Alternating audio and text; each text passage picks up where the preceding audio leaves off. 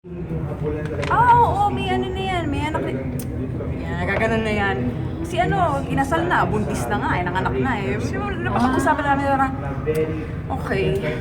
So ngayon nagpaparamdam na siya that he wanted all this. Kasi hindi na rin naman siya bumabata talaga. Yeah. Ilan taon na ba si Jules?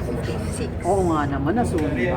San Carlos kasi, yun talaga, wala Tigil mo na yung San Carlos. Iwanan mo na Gusto yan. rin namin makita ang magiging... Yung lahi mo, ganda-ganda ang lahi mo, Italian ka, talaga, no?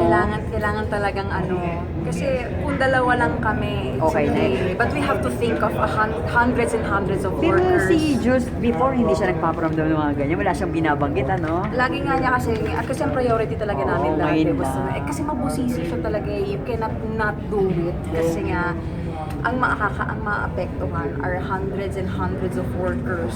We're talking about 800. Gaano ba kalaki yung hektarya yung farm? 28 million square Diyos ko, meters. dahil. Eh, saan pagka Tapos kanino magmamana? Walang pagmamana. Meron naman, Pag yung ginaganon ka dalawang ni bata. Papa Jules, ano naman reaction mo? Yung isa, Naiiyak ka ba? nakakasalan, pero meron na. O, naiinis Ano ka? reaction Wala mo? na yun, nangaasar na lang ako.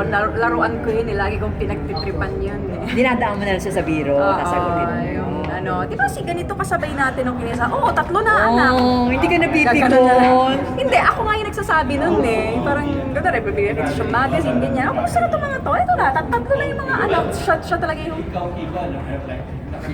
Okay, so... Yun na nga, Ayun sign na na. yun. Sa pinagdadaan mo, Ayun.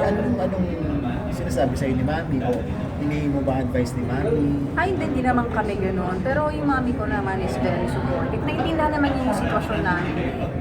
Kasi sabi ko nga sa kanya na,